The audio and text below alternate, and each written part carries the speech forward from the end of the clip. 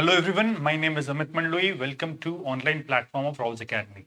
Let's start with today's daily news review. सबसे पहला article है सेम सेक्स मैरिज के ऊपर, जो कि पिछले कुछ दिनों से लगातार चर्चा में है। आज के इस आर्टिकल में सीजीआई ने सारे पिटीशन जो कि सेम सेक्स मैरिजेस पर रजिस्टर किए गए हैं उनको कॉन्स्टिट्यूशन बेंच को ट्रांसफर कर दिया है।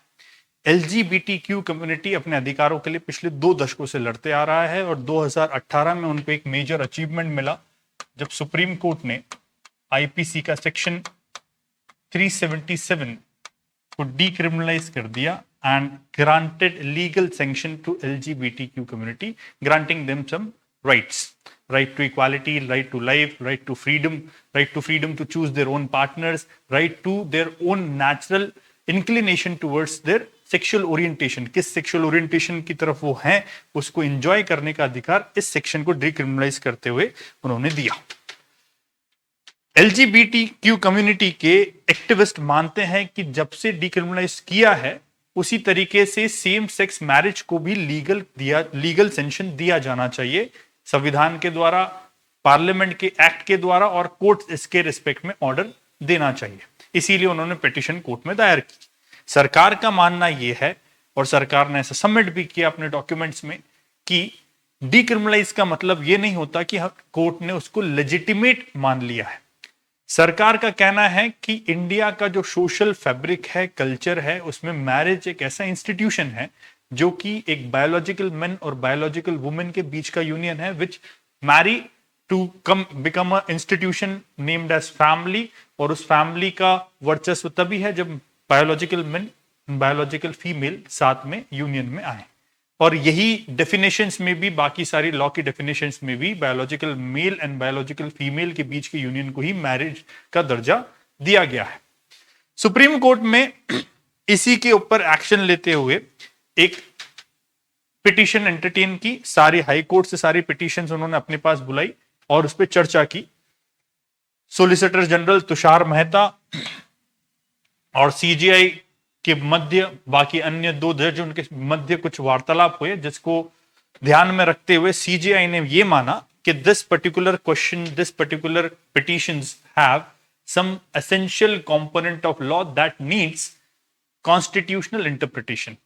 और जब भी कोई essential question of law arises, then constitution bench को उसको प्रिफर करना पड़ता है, कॉन्स्टिट्यूशन बेंच के पास में उस पर्टिकुलर केस को रेफर करना चाहिए। ऐसा संविधान के आर्टिकल 145 क्लॉज 3 में दे के रखा है एंड 143 में दे के रखा है कि any matter which relates to the interpretation of the constitution shall be referred to a constitution bench. अब थोड़ा सा कॉन्स्टिट्यूशन बेंच के बारे में हम लोग जान लेते हैं कि कॉन्स्टिट्यूशन बेंच बेसिकली क्या है। कॉन्स्टिट्यूशन बेंच, जो कि आर्टिकल 145 क्लॉज 3 के अंतर्गत या आर्टिकल 143 के अंतर्गत बनाई जाती है, ये मिनिमम 5 जजेस की बेंच होती है। मिनिमम 5, ऑड नंबर्स में रहती है 5, 7, 9, मैक्सिमम जो बनी है आज तक that is 13 in number, Keshavananda Bharati case में, जो कि सबसे महत्वपूर्ण जजमेंट रहा है इंडियन कॉन्स्टिट्यूशनल हिस्ट्री का। ठीक है, 13 जजेस की बेंच उस समय पर बनी थी।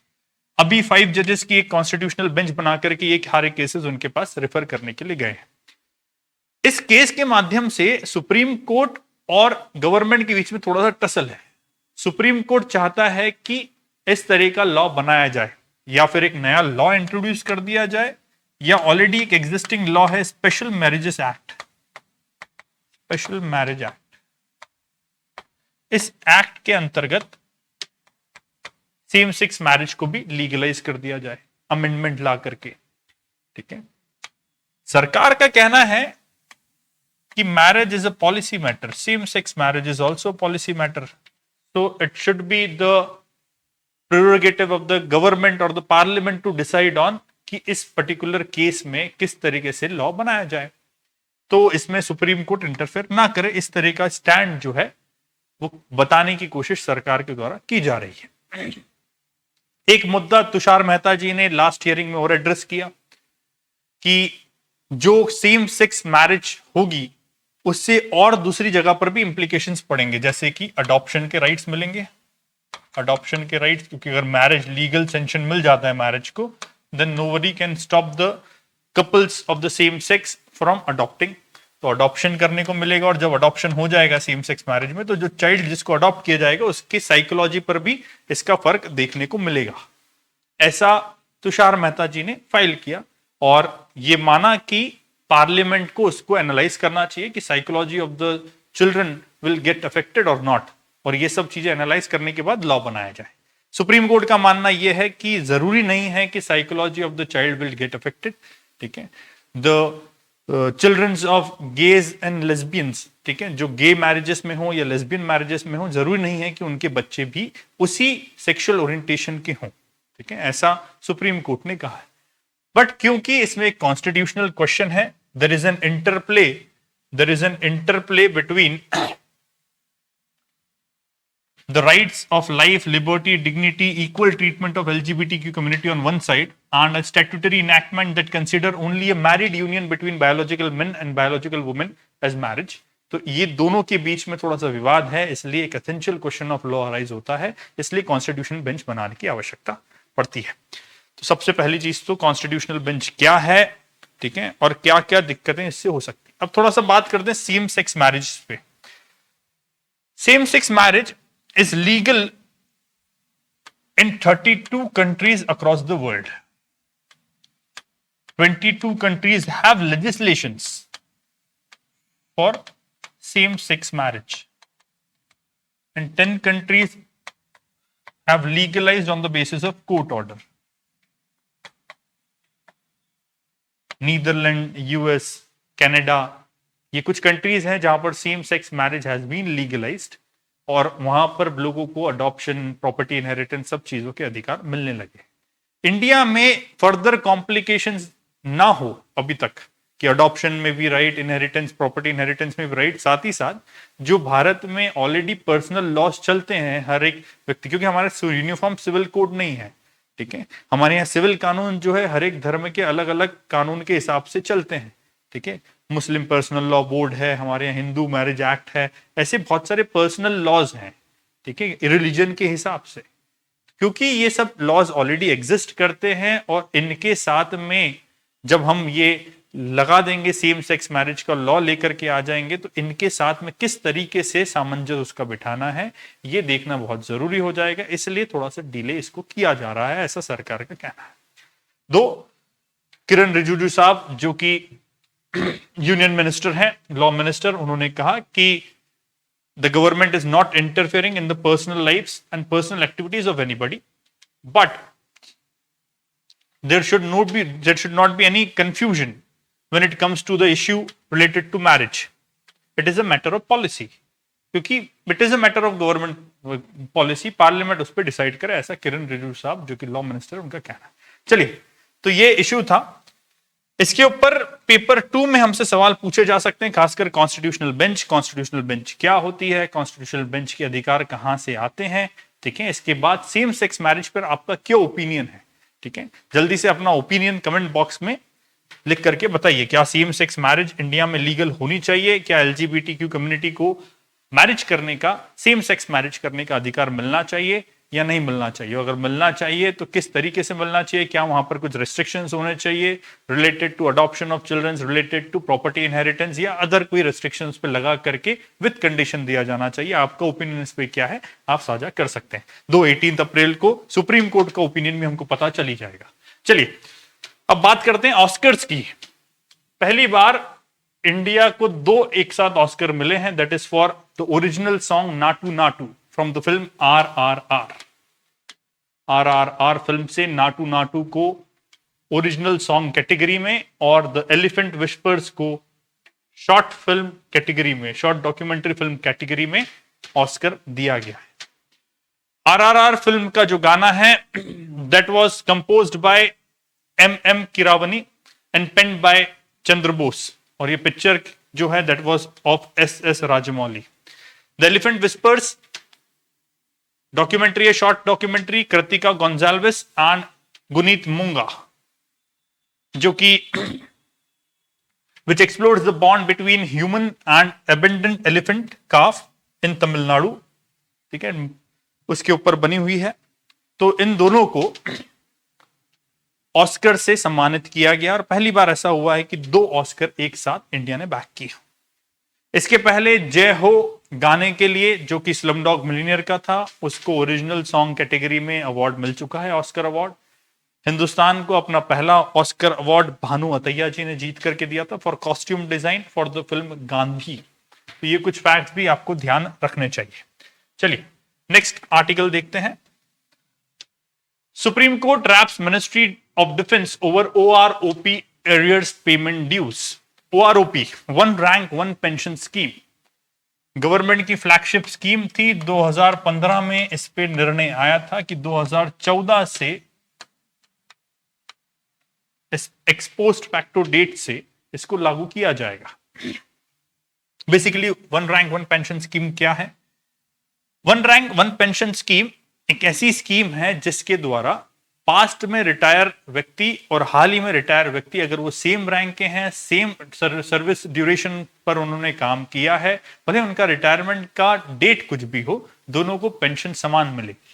क्या होता है कि एक व्यक्ति रिटायर हुए मान लीजिए सन 2000 में, दूसरे व्यक्ति रिटायर हुए 2022 में, ठीक है। इस समय पर पेमेंट्स अलग थे, इस समय पर पेमेंट्स अलग थे। इस समय पर पेंशन्स, क्योंकि पेमेंट कम थे, सैलरीज कम थी, तो पेमेंट्स और पेंशन्स अलग थी। इस समय पर पेमेंट्स और पेंशन्स अलग हैं। One rank one pension scheme इस पेमेंट गैप को ब्रिज करने का काम करता है कि अगर ये दोनों व्यक्ति एक ही रैंक के हैं, दोनों का रैंक सेम है, प्लस दोनों ने सेम ईयर्स दिए हैं आर्मी को, नेवी को, या जो भी सेना में वो रहे हो, उनको सेम ईयर ऑफ सर्विस दिए हैं, तो their pension should also be same. ये पेंशन भी सेम होनी चाहिए। इसी के लिए one rank one pension scheme आई थी। One rank one pension scheme की अगर हम बात करें तो इसके बारे में सबसे पहली बार सजेशन किया था केपी सिंहदेव कमेटी ने। KP Singhdeo committee 1984। और तब से बहुत सारी बार अलग अलग पे कमीशंस और अलग अलग पार्लियामेंट की कमेटी ने one rank one pension scheme के बारे में अपना स्टैंड दिया है। फाइनली गवर्नमेंट ने 2015 में इसके ऊपर निर्णय लिया कि 2014 पोस्ट पास्ट डेट से ये इंप्लीमेंट होगी और सारे ही लोग जो एक रैंक पर थे और सिमिलर सर्विस ईयर्स उन्होंने दिए हैं तो उनकी पेंशन भी सेम होगी, ठीक है। और इसके एरियर्स का भुगतान करने के लिए बात की गई, ठीक है। पर चूंकि अभी तक भी एरियर्स के भुगतान और one rank one pension scheme के बेनिफिशियरीज को भुगतान नहीं हुए हैं, इसलिए सुप्रीम कोर्ट ने मिनिस्ट्री ऑफ डिफेंस से पूछा है कि कब तक ये हो जाएंगे। साथ ही साथ उन्होंने ये भी बोला कि जो डिफेंस मिनिस्ट्री ने अपना जवाब में सबमिट किया है कि बहुत कुछ समय के बाद में, जैसे कि half yearly instalments, 4 equal half yearly instalment में पेमेंट दिया जाएगा, ठीक है, इसको विड्रॉ करें, इसके बाद ही हम कुछ आपको टाइम का एक्सटेंशन दे देंगे, ठीक है। तो ये कुछ चीजें आपको जानकारी में होनी चाहिए। Mainly one rank one pension scheme क्या है, ये आपको ज्यादातर जानकारी में होनी चाहिए क्योंकि अभी हाल ही में ये चर्चा में है, ठीक है। चलिए नेक्स्ट देखते हैं। SIPRI report. What is SIPRI? Stockholm international peace research institute, Swedish think tank है सिप्री। ये एक रिपोर्ट निकालते हैं जिसके अंतर्गत ये पाया गया कि India remains the largest importer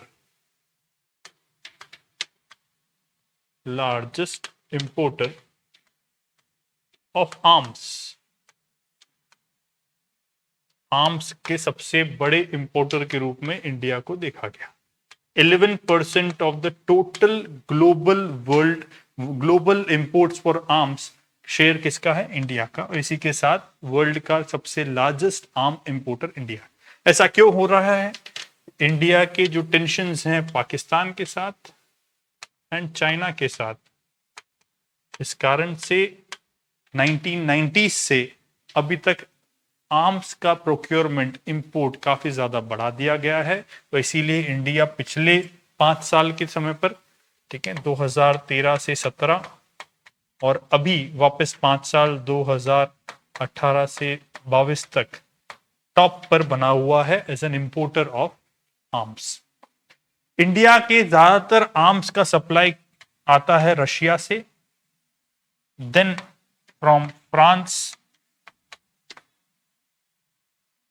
and then from US. Russia हमारा काफी लॉन्ग टर्म स्ट्रेटेजिक पार्टनर है, जहां से हमें बहुत सारे एयरक्राफ्ट, ठीक है, अलग अलग टेक्नोलॉजी, मिसाइल टेक्नोलॉजी, सब चीजें हमको वहां से मिलती रहती हैं। तो रशिया से सबसे ज्यादा हमारे यहाँ इंपोर्ट आता है। फ्रांस, जिनके साथ अभी हमने राफेल की डील करी, कुछ सबमरीन्स की डील करी, तो इसलिए फ्रांस वहां पर सेकंड स्पॉट पे आ गया। यूएसए भी हमारे लिए इंपॉर्टेंट है स्ट्रैटेजिकली फॉर आर्म्स इंपोर्ट, क्योंकि वो थर्ड लार्जेस्ट सप्लायर है इंडिया के लिए इन रिस्पेक्ट टू आर्म्स। तो ये कुछ डेटाज आपको थोड़े ध्यान होने चाहिए, जो कि प्रीलिम्स में आपको काम आ सकते हैं।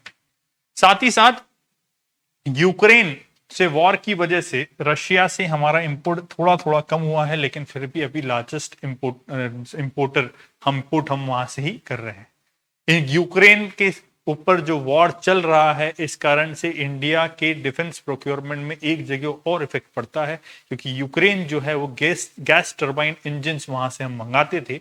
अब इंडियन नेवी ने बोला है कि हम खुद इंडिजिनस डीजल इंजन मैन्युफैक्चर करेंगे, जो अगले 4 साल में आपको मिल जाएंगे। तो ये एडमिरल साहब ने बताया है वो कंट्री को कि in next 4 years India will have their own diesel generator, diesel engines, ठीक है, क्योंकि हमारी डिपेंडेंसी गैस टर्बाइंस के लिए, गैस टर्बाइन इंजन के लिए यूक्रेन पर थी, और क्योंकि यूक्रेन वॉरहेड जोन है तो वहां से प्रोक्योरमेंट करना मुश्किल है, इसलिए एज अ स्ट्रेटेजी हमने ये चीज डेवलप की है। चलिए नेक्स्ट देखते हैं।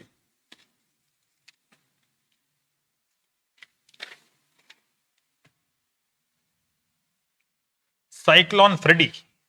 साइक्लोन फ्रेडी जिसने मोजाम्बिक को हिट किया है, अभी Mozambique country in Africa, southern part of Africa, Malawi capital है।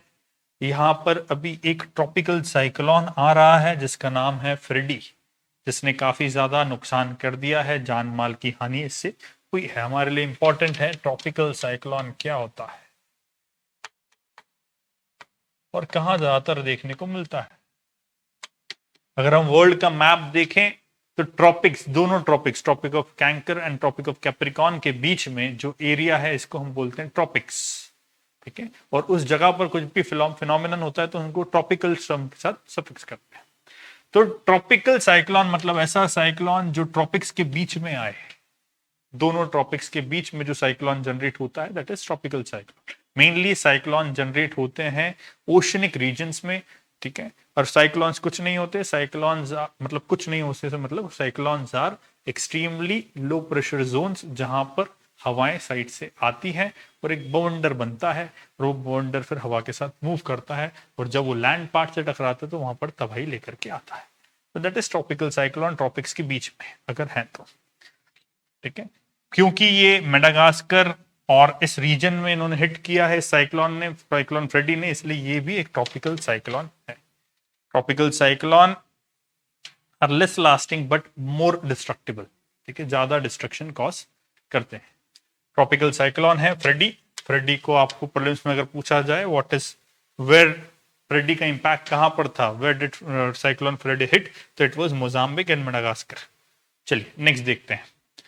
फरवरी का रिटेल इन्फ्लेशन लगभग अनचेंज रहा 6.44% पर, ठीक है। ये नेशनल स्टैटिस्टिकल ऑफिस के द्वारा ये डेटा आया है, ठीक है। जनवरी के लेवल्स के बाद में ये डेटा आया है, तो कोई ज्यादा चेंजेस नहीं देखने को मिला है, ठीक है।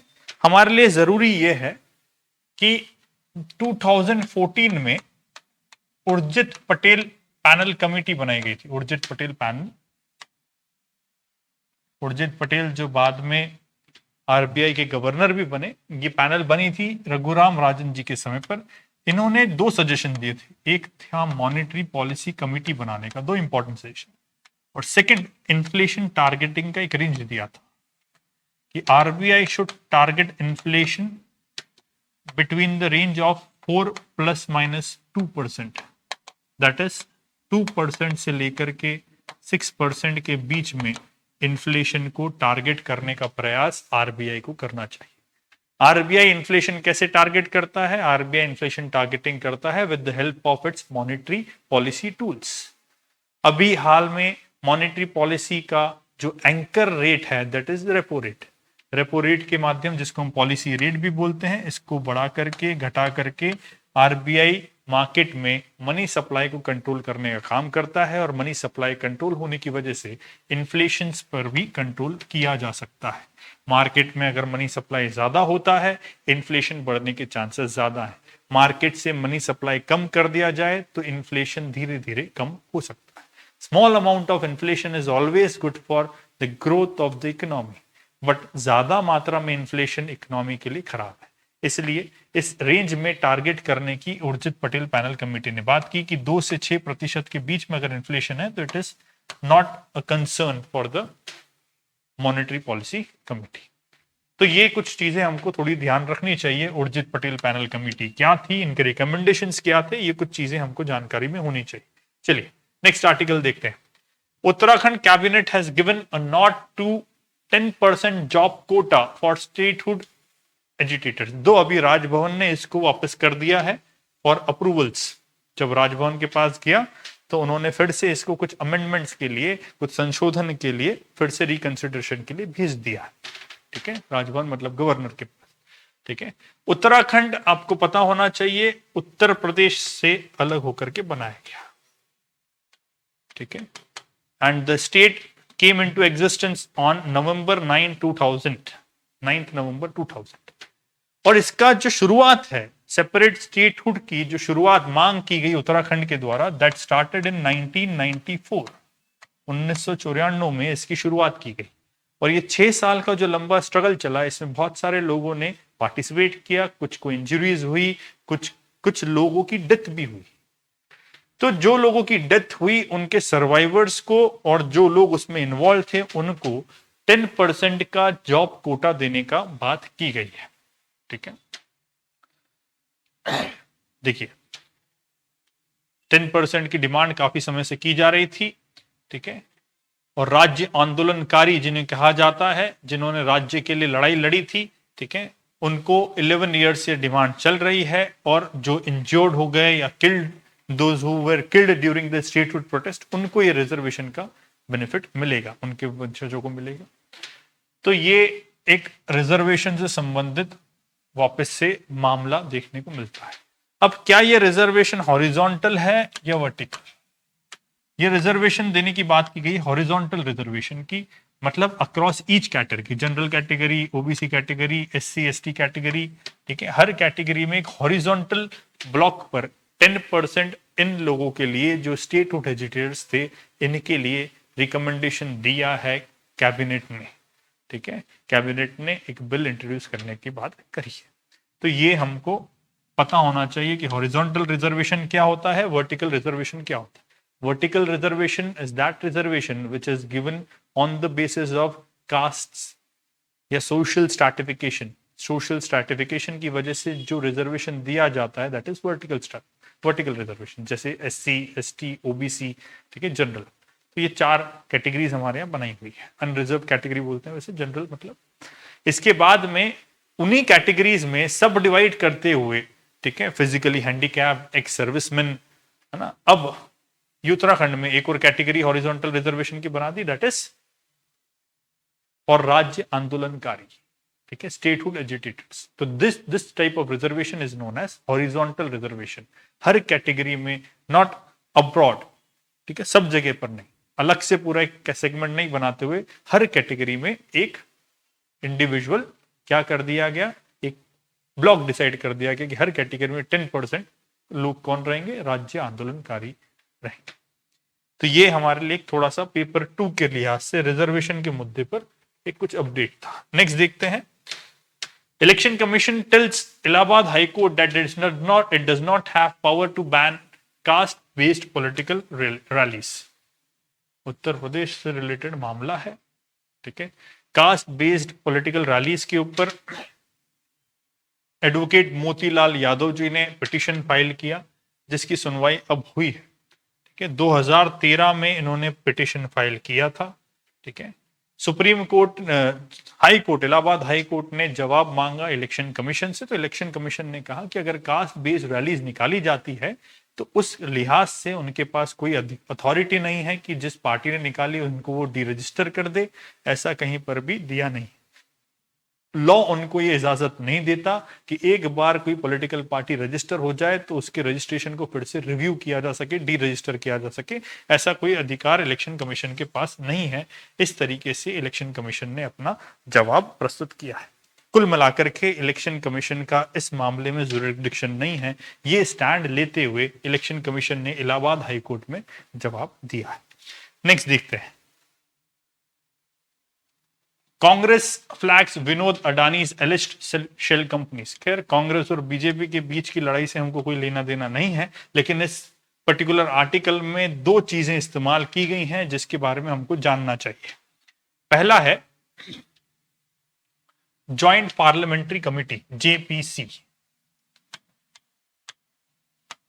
जॉइंट पार्लियामेंट्री कमेटी जिसकी मांग काफी समय से अपोजिशन पार्टीज उठा रही हैं इन रिलेशन विद कि आप अडानी का जांच कराइए। हिंडनबर्ग रिपोर्ट के ऊपर जो एलिगेशंस लगाए गए हिंडनबर्ग रिपोर्ट आने के बाद में, तो उन एलिगेशंस की जांच होनी चाहिए क्योंकि there is lot of public money involve in that case. ठीक है, तो इस लिहाज से जॉइंट पार्लियामेंट्री कमेटी की बार बार चर्चा की गई है। तो हमको पता होना चाहिए कि जॉइंट पार्लियामेंट्री कमेटी क्या है। जिस तरीके से पार्लियामेंट में आपको पता होगा कि दो सदन हैं, लोकसभा और राज्यसभा, तो जॉइंट पार्लियामेंट्री कमेटी मतलब दोनों सदन की सदस्यों से मिलकर बनी एक समिति। नंबर ऑफ मेंबर्स में वैरी, ठीक है, कि राज्यसभा से कितने आ रहे हैं, लोकसभा से कितने मेंबर्स आ रहे हैं, that will be decided by parliament. ठीक है, और ये कमेटी दोनों जगह से, दोनों सदन से कुछ सदस्यों को निकाल करके बनाई जाएगी। कौन मेंबर होंगे कौन नहीं होंगे इसका डिसीजन भी पार्लियामेंट करेगी। बनाई कैसे जाती है? बनाने के लिए एक मोशन मूव करना पड़ता है और वो मोशन एक हाउस में मूव होता है, दूसरा हाउस उसको एक्सेप्ट करता है। पहला वाला हाउस मूव करता है, दूसरा एक्सेप्ट करता है। एक्सेप्ट करने के बाद में एक जॉइंट पार्लियामेंट्री कमेटी का गठन किया जाता है। ठीक है, जॉइंट पार्लियामेंट्री कमेटी पास्ट में Bofors contract, stock market scam जैसे कंट्रोवर्शियल मुद्दों पर बनाई गई है। ठीक है, ये एक एडहॉक कमेटी होती है जिसका काम है कि स्पेसिफाइड टाइम ड्यूरेशन में कुछ स्पेसिफिक ऑब्जेक्टिव्स के लिए बनाई गई, खासकर बनाई जाती है किसी लॉ के मुद्दे पर बनाई जाती है, किसी स्कैम को एनालाइज करने के लिए, उसकी फाइंडिंग्स के लिए, उसके ऊपर रिपोर्ट जनरेट करने के लिए ये कमेटी बनाई जाती है, जांच करने के लिए बनाई जाती है। पास्ट में बोफोर्स स्कैम है ना, उसके बाद security scam, stock market scam, ऐसे कुछ स्कैम्स पर ये जॉइंट पार्लियामेंट्री कमेटी बनाई गई है। ठीक है, बहुत सारे मुद्दों पर वैसे बनाई गई, इसमें कोई समस्या नहीं, अभी भी इसका चर्चा काफी समय से है। दूसरा शब्द जो इस पर्टिकुलर आर्टिकल में हमको देखने को मिलता है जो हमारे लिए इंपॉर्टेंट है, दैट इज जयराम रमेश जी ने आरोप लगाया है कि विनोद अडानी जी एक शेल कंपनी ओन करते हैं। ये शेल कंपनी क्या होती है? फिर उन्होंने आरोप लगाया है, सिद्ध नहीं है कुछ भी, लेकिन हमारे लिए इंपॉर्टेंट शब्द है shell company. What is a shell company? Shell company is a corporation without active business operation और एक्चुअल एसेट्स। ऐसी कंपनी जिसका कोई एक्टिव बिजनेस ऑपरेशन नहीं है, दैट इज नॉट एक्टिव, और ना ही इसके पास कोई एसेट्स हैं। कई मामलों में इनके पास ऑफिस भी नहीं होता, ठीक है, ना ही कोई एम्प्लॉयज होते हैं। मतलब कुल मिलाकर के एक बोगस कंपनी है, सिर्फ पेपर्स पर एग्जिस्ट करती है, ओनली एग्जिस्ट ऑन पेपर्स। ऐसी कंपनी से क्या किया जाता है? बेसिकली ऐसी कंपनीज खोली जाती हैं टैक्स हेवंस में। What is tax haven? Tax haven एक ऐसी कंट्री है जहां पर टैक्स की दर बहुत नेग्लिजिबल है या बिल्कुल नहीं है, और साथ ही साथ वो जो कंपनी वहां पर स्टैब्लिश होती है उससे कोई भी ज्यादा डिस्क्लोजर्स, टैक्स रिलेटेड डिस्क्लोजर्स नहीं मांगते। ठीक है, तो ऐसी कंट्रीज को टैक्स हेवन कंट्रीज बोला जाता है। इस आर्टिकल में एक कंट्री का नाम दिया, that is Mauritius. Mauritius is also tax haven country. 1992 के बाद में मॉरिशियस ने जो लॉज इनैक्ट करे उसके हिसाब से वो टैक्स हेवन कंट्री है। हाल ही में उन्होंने बहुत सारे रिफॉर्म्स किए जिससे कि उनकी इमेज टैक्स हेवन कंट्री के तौर पर सुधारी जा सके। ठीक है, लेकिन फिर भी बहुत सारा पैसा इंडिया में मॉरिशियस के थ्रू रूट होकर के आता है। ऐसा क्यों होता है? जो इन्वेस्टर इंडिया में इन्वेस्ट करना चाहे वो सीधा टैक्स हेवन कंट्री में एक शेल कंपनी बनाए, शेल कंपनी बना करके इंडिया में इन्वेस्ट कर दे। वहां से जितना भी रिटर्न आएगा वो शेल कंपनी में आएगा। यहां पर क्योंकि डबल टैक्स अवॉइडेंस एग्रीमेंट है, वहां और यहां में दोनों जगह से कोई एक जगह टैक्स भरना पड़ेगा। यहां पर टैक्स भरेंगे वो लोग जहां पर वो चुनेंगे, ठीक है। पेरेंट कंपनी ये है तो यहां पर टैक्स भरेंगे और ऑपरेशंस पूरे वहां चलेंगे, ठीक है। यहां पर टैक्स भरेंगे क्योंकि यहां पर टैक्स की दर बहुत निग्लिजिबल है, तो टैक्स लगभग कुछ लगना नहीं है और वहां पर टैक्स की चोरी हो गई, ठीक है। अब बेसिकली ये टैक्स अवॉइडेंस है कि टैक्स इवेजन है?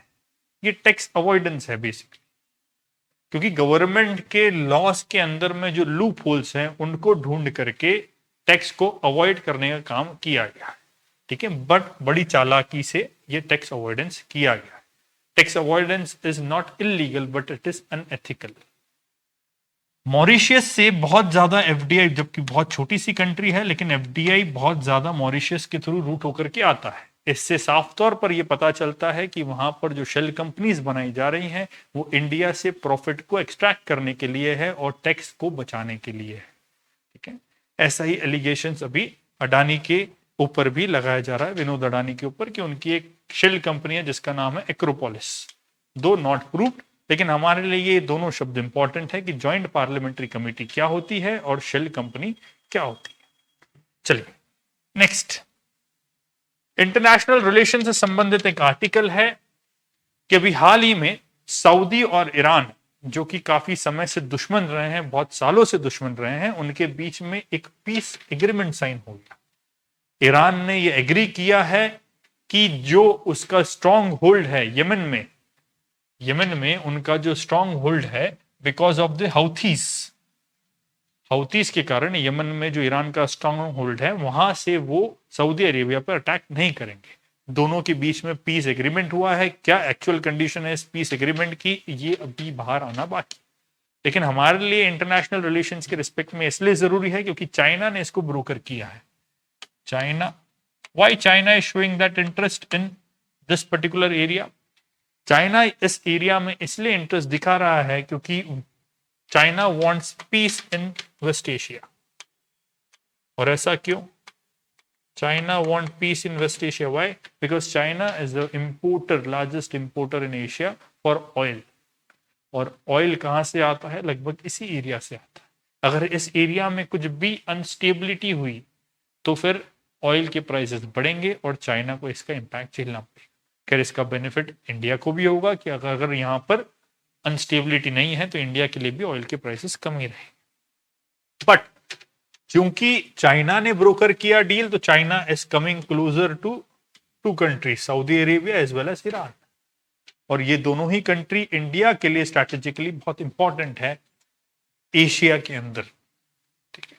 अब चूंकि चाइना की करीबियां इनसे बढ़ रही हैं तो इंडिया के लिए थोड़ा सा डाउटफुल मैटर है, ठीक है, कि ऐसा ना हो कि ईरान और सऊदी अरेबिया का इंडिया से रिलेशन दूर हो जाए, क्योंकि इंडिया और चाइना के रिलेशनशिप काफी टेंस्ड चल रहे हैं। तो इस लिहाज से हमारे लिए ये मॉनिटर करना जरूरी हो जाता है। ईरान का बहुत सारी जगह पर स्ट्रांग होल्ड है। पूरे वेस्ट एशिया में सबसे स्ट्रांग होल्ड में ईरान और सऊदी अरेबिया है। अगर हम इजराइल को छोड़ दें, इजराइल इज अनदर पार्ट। अगर हम ईरान की बात करें तो सीरिया में उनका स्ट्रांग होल्ड है, इराक में उनका स्ट्रांग होल्ड है, लेबनान में है, यमन में है, ठीक है, और गाजा पट्टी में, ठीक है। गाजा जो कि